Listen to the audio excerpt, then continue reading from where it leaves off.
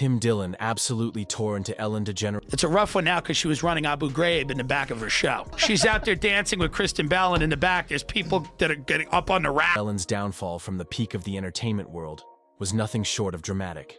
Yet, even after her Be Kind image was shattered, she had the audacity to attempt a comeback, casting herself as the victim. She's actually reportedly complaining about how hard it is for women in America with the double standards. Look at Oprah, how hard it is for her. Oh, she's got, what, like 10 houses, Ellen DeGeneres? Michelle Obama, look how hard it is for women in America. They're hurt. And today we're diving into the whole story.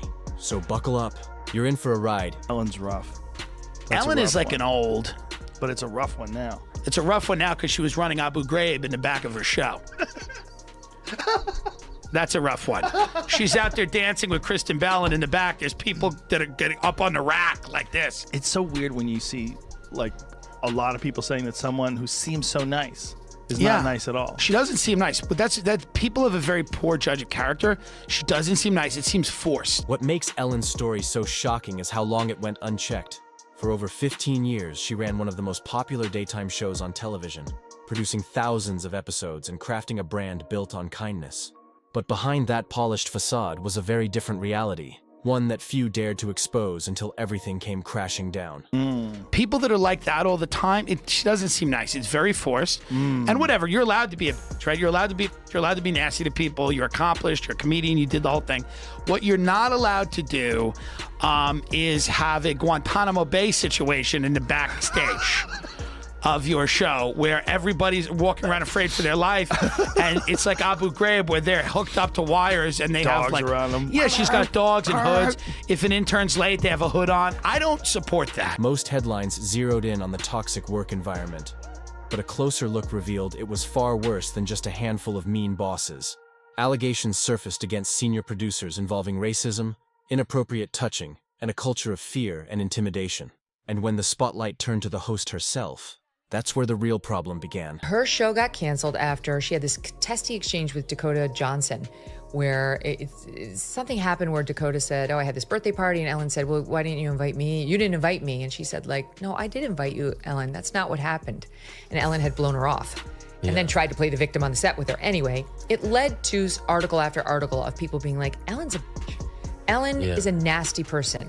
And all these staffers started to come out, not for nothing, but I know a guy, I know him very well, whose sister worked for her, who said, you were not allowed to make eye contact with Ellen in the halls of that show.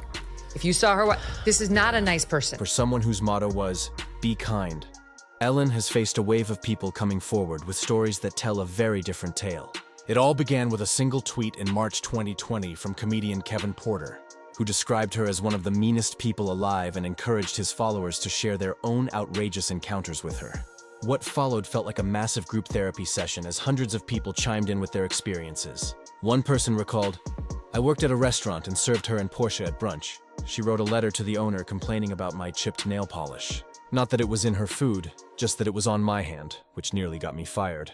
Another shared, I was working on a show at Warner Brothers next to her stage. It was our showrunner's 50th birthday, and we had a caterer grilling steaks outside for a special lunch. Ellen sent someone over to demand they stop because she doesn't eat meat. Worse, she allegedly policed her crew's lunch orders so nobody could eat fish. More recently, Adam Carolla revealed that before appearing as a guest, a producer asked him to avoid talking about meat or beef of any kind because it made Ellen uncomfortable. I was like, oh, this guy's scared to death, he recalled. There were also reports that Ellen refused to speak directly with staff, and that some employees were even instructed not to make eye contact with her. Despite all of this, DeGeneres still attempted a comeback, but Megyn Kelly wasn't about to let that slide. Now, she's coming back. She's got a Netflix special. That's the right response. Yeah. She's got a Netflix special, and here's the capper. On the promo, and apparently there's now articles out about from people who have seen the preview, she plays the victim. And she says, for me, and she actually has the nerve to say that she was run out of Hollywood. This person... With she has $100 million in her pocket. $450 million, according to Forbes. That's a low estimate. She's doing more than fine, at least financially. But can you imagine the level of gaslighting she tried to pull with that Netflix special? We can't play clips here since Netflix likes to strike videos left and right. But in a follow-up Q&A, Ellen said, "I just hated the way the show ended. I love that show so much. And I just hated that the last time people would see me is that way." So now she's out there saying, I was run out of Hollywood. She's actually reportedly complaining about how hard it is for women in America with the double standards. Look at Oprah, how hard it is for her. Oh, she's got, hard. what, like 10 houses, Ellen DeGeneres? Michelle Obama, look how hard it is for women in America. They're hurting. It's just woe is me. I was run out of Hollywood as she speaks from this grandiose stage on Netflix. Hello, you haven't been canceled if you are doing a Netflix special. She got 20 million for the one before this. I'm sure she's fine. I'm sure she's fine. So, basically, her only real regret is that the mask slipped. Not the behavior, not the toxic environment, just the optics. And that's exactly the point Tim doubled down on in his commentary. She's around for too long. James Fallon, Corden. all these people, walk away. You've been famous forever. Walk away. Like, eventually, everybody, they're just going to figure it out. Now, Fallon's on an apology tour because of the blackface. Like, Is he? Well, he was. Like, he had to go around and apologize a million times for, like, they're going to find the thing if you don't go away. You gotta have a good run, and then when you have a good run, you step back and you go, okay, I'm still gonna do my thing, but like, I'm not. I mean, there's only a few jobs in entertainment, right? Right. So I think a lot of the cancel culture is probably these motherfuckers want those He jobs. pointed out that Ellen wasn't upset about how people were treated, but rather about how people found out. That's the kind of selective remorse that makes a comeback ring hollow. In the end, it's less about growth and more about image management. Ooh. They're like, how long is this gonna be dancing? I can dance with Hillary Clinton. I could do the Charleston with Henry Kissinger, whatever the she does out there. The Charleston, is that what She it is? she goes out there, do the Charleston. She's got war criminals. Her and Bush are jumping around. I mean, That's right, she was buddies with Exactly. Climbing to the top in Hollywood doesn't happen overnight. It's years of hustling, grinding, and squeezing through gatekeeper after gatekeeper.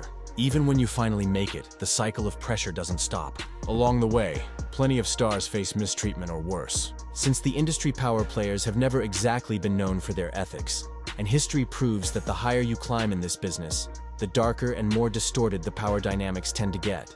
To close things out, Rob Schneider had some advice for Ellen on how to stage a real comeback.